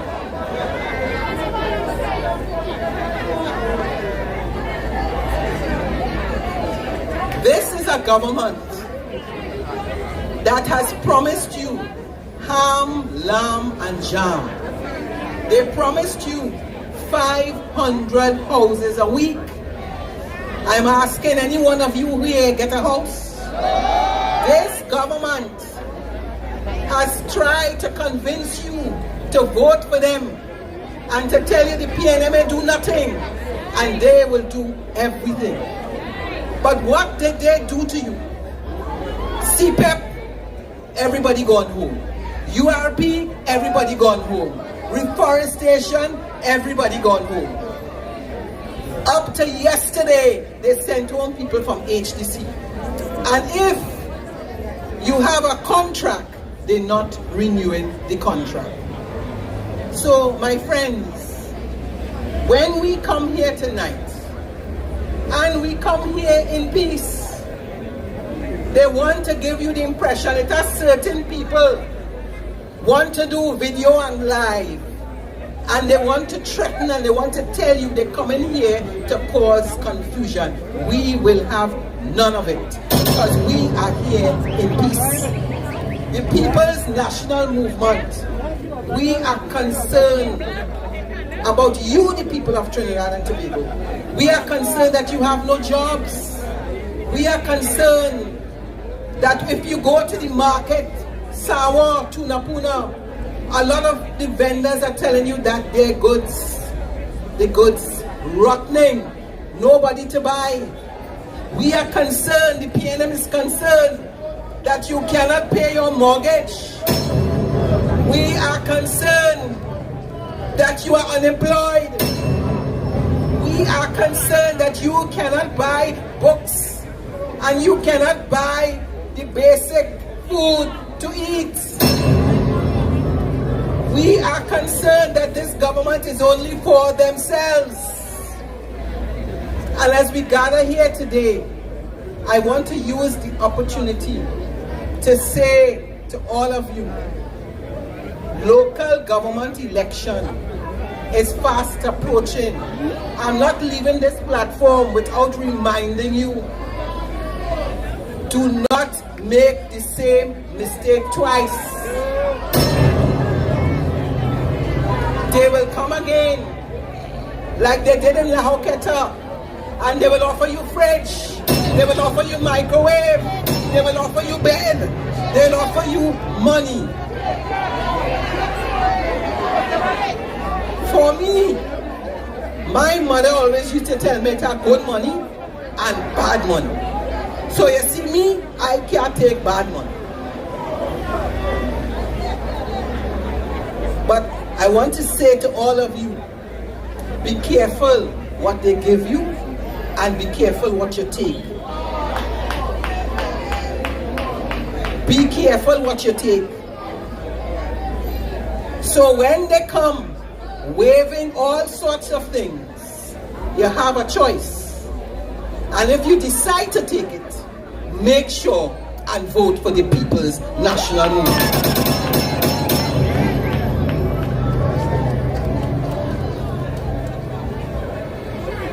The last thing I want to talk about before I leave here,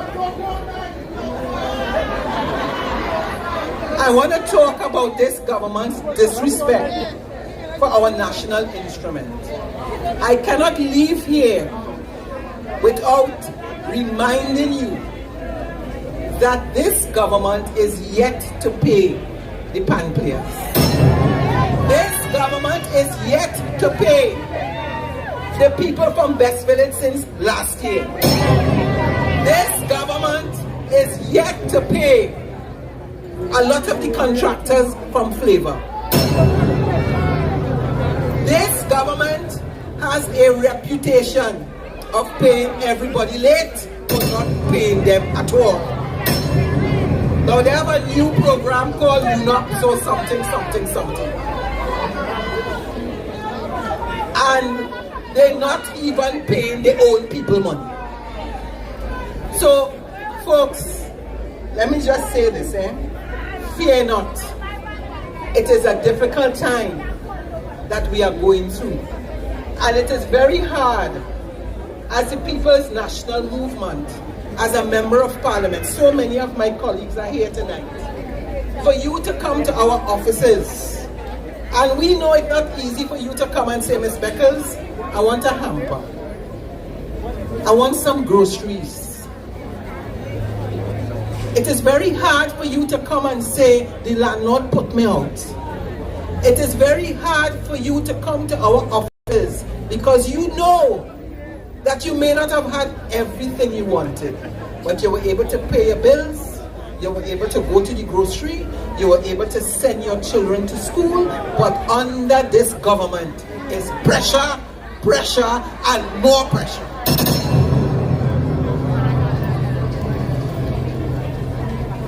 So, when we find ourselves, I ask you, how did we find ourselves here? Teachers protesting, nurses protesting, maxi taxi people protesting. It is because within 1 year, the people of Trinidad and Tobago have discovered that they have the wrong party in power. Do you all agree with that? And we have to do something about it. So we are not going to, tonight must not be a night where you hold this candle and when you leave and you go home, you forget about the UNC. Tonight is very important for you to continue to reflect on where this government has brought Trinidad and Tobago. This is the worst government that we have in the history of Trinidad and Tobago. The worst government. And if you believe me, put up your candle. This is a government who does not know how to run this country. This is a government, and every time I say it, if you believe me, put up your candle. This government have no plan for crime. This government can't run this country. This government have us under pressure. It's time for this government to go. It's time for Kamala to go. It's time for the People's National Movement to return to office. Great is the PNM. Great is God. Great is the PNM. And we shall prevail. Amen.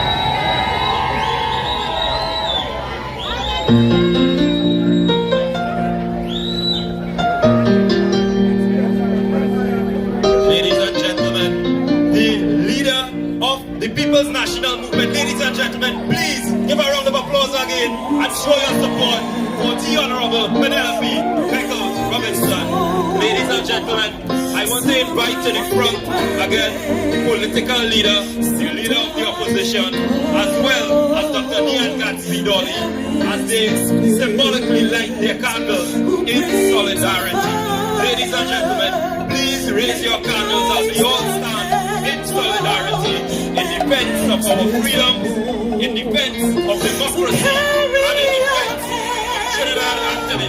Run through the darkness, seek out the hopeless, deceived and born. Hold out your candle for all to see it. Take your candle, go light your world. Take your I need a screenshot of this moment right here. light your world.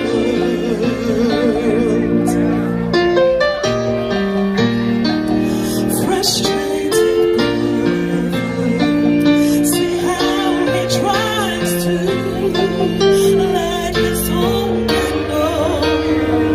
Some other way, see now your sister, she's been right and lied to, still hold her candle without a flame.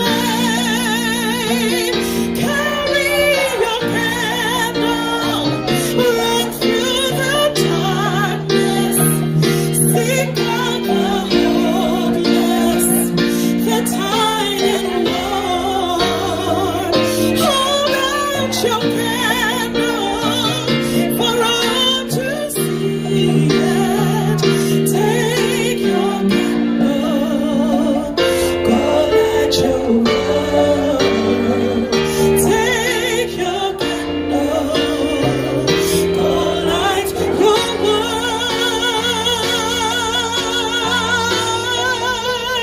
'Cause we are a family whose hearts are blazing. So let's raise our candles up to the sky. Pray to our Father in the name of Jesus. Make us a beacon in darkest night. Carry your candle, run through the darkness, seek out the helpless, deceived and poor. Hold out your candle for all to see it. Take your candle, go light your world. Carry your candle, run through the darkness, seek out the hopeless, deceived and worn. Hold out your candle for all to see it. Take your candle, go light your world. Take your candle,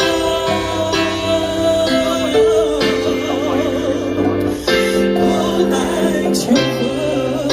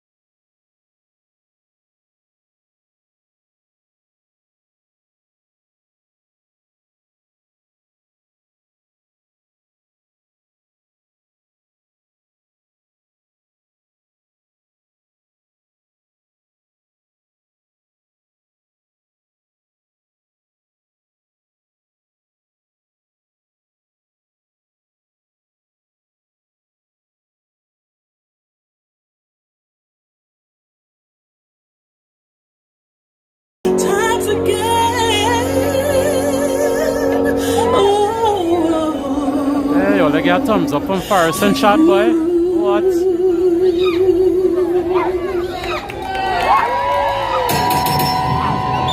Ladies and gentlemen, the enchanting and beautiful voice of Mr. Keita Gatsby.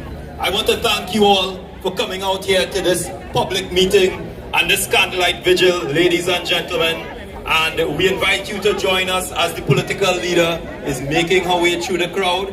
Ms. Pennelope Beckles Robinson and members of parliament, thank you all for coming out.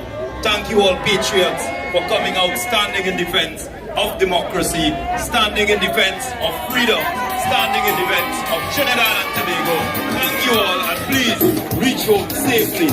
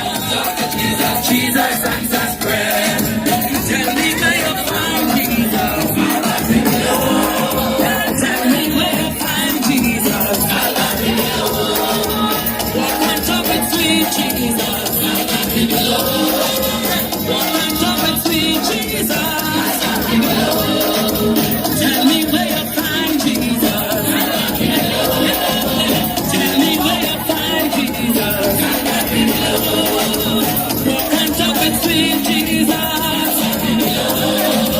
walk and talk with sweet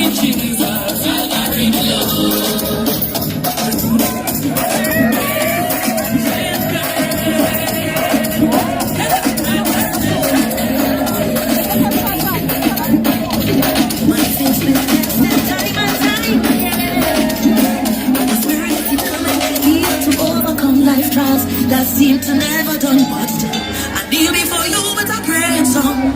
Lord, I come to pray for the strength and the faith that's required. I pray for my people to not lose the fire. I set them prayers for those who suffering in silence. Grant them wisdom, yours, clarity and guidance. I pray for the young, I pray for the old. Cover their eyes, Lord, let them know the truth. Though we silence in all transgressions are many. That Lord, for the life that He gave me. For all you who go and I'm losing faith. Try to regain, no try to separate. Pulling up the memory of the country.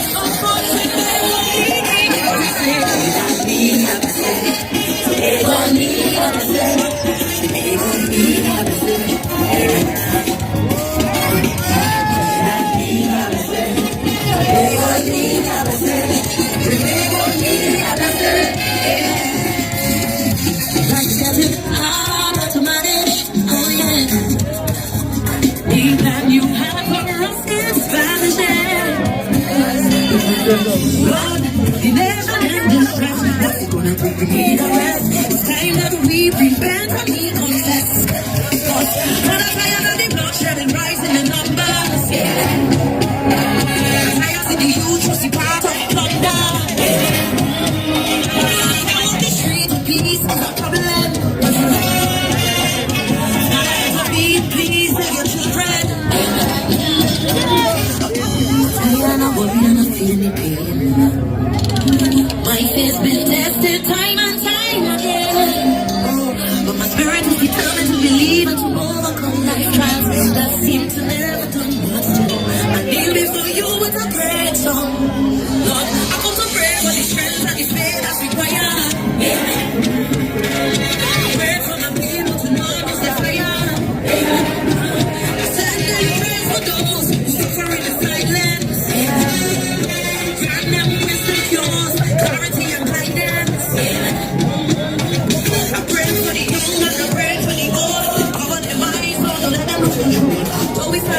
Transgressions are many. That's all for the life that He gave me. For all you who know I lose it. Try to congregate, no try to separate. I'm calling out, pray for the us in the country.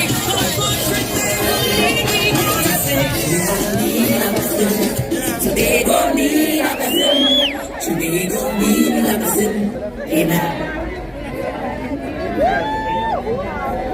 Thank you, ladies and gentlemen. Please enjoy yourself tonight. May God bless you. And please reach home safely. Good night.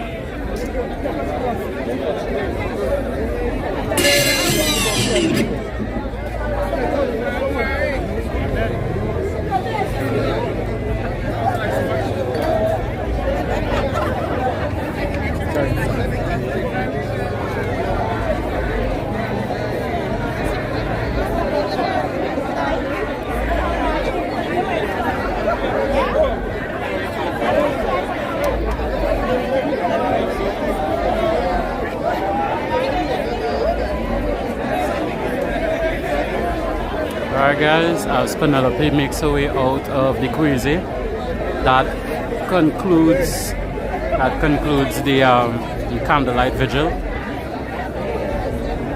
We had several speakers, including Pennelope herself, delivered a powerful message. We still have a lot of people with their candles.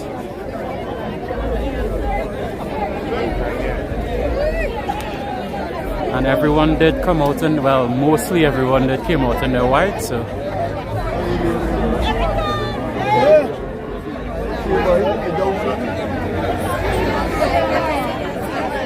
Sure.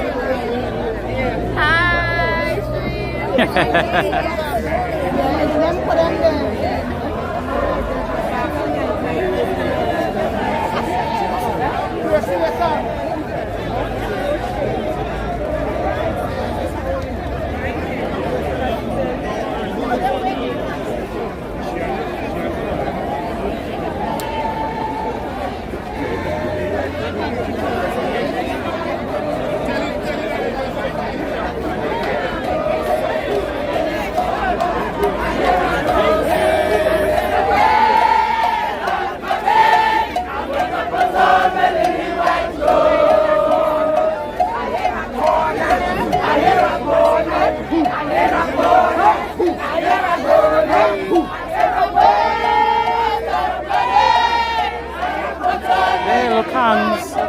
You even see hands there.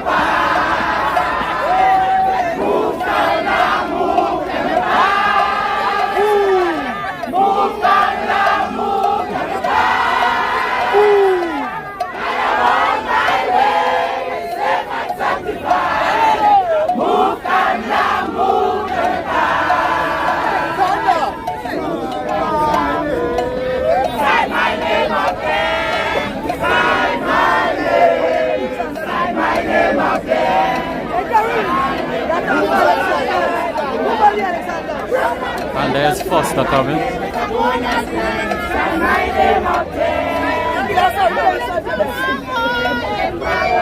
Keep it burning, and let some more oil in my lamp. I pray, and let some more oil in my lamp. Keep it burning till the break of day. Out in the field, and I can say, and I can show, I can tell them all about that Jesus died for me. When I get to my end in the happy paradise. When I get to Oh yeah, and Kareem, yeah. Kareem is in the shop right now too. So we have some known notable people in here. And they're remixing songs now. Move Alexander.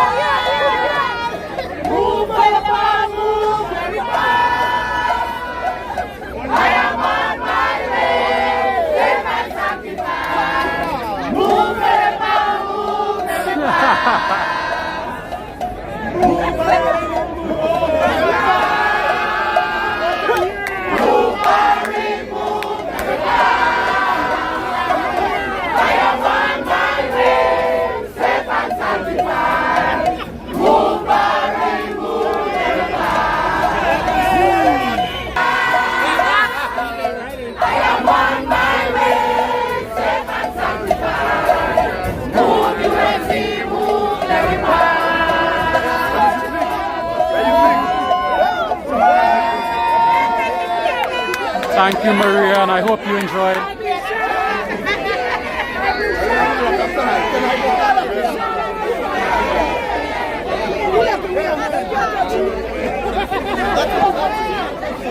Alright guys,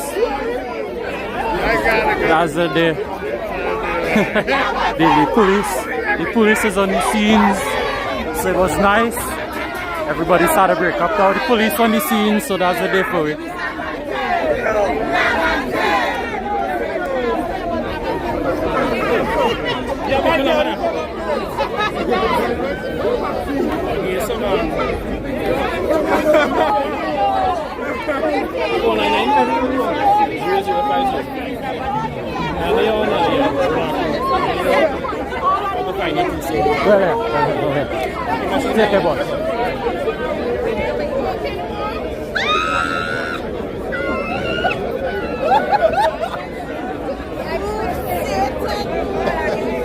Yeah, well, that's the day for us. Police is on the scenes.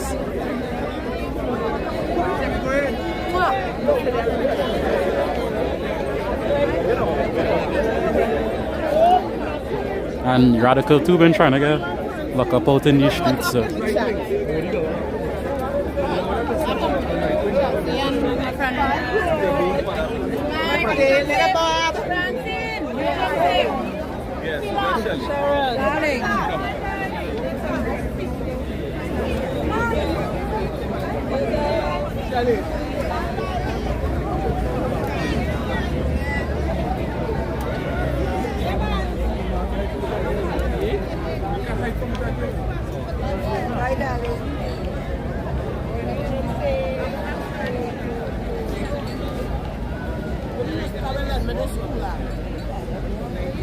Oh, the state of emergency extended. Look at that.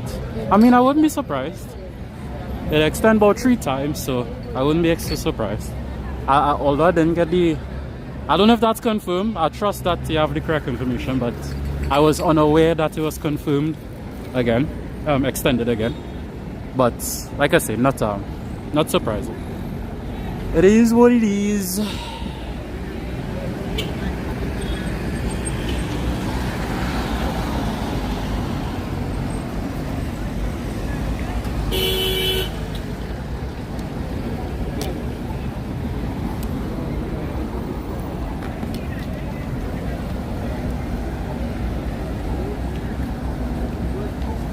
There was any news? Well, good for we.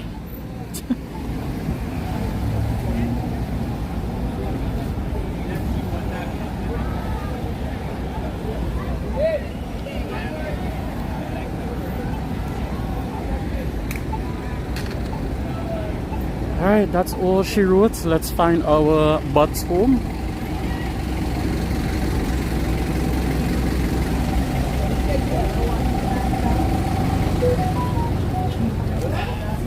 Okay.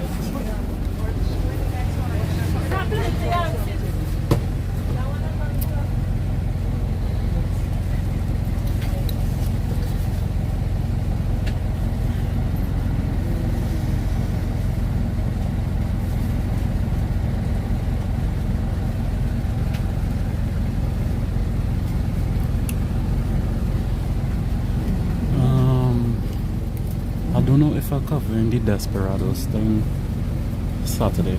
I don't know, I'm not too sure yet. The likely answer is no for now, but stay tuned. But I doubt I'll cover the Desperados thing Saturday.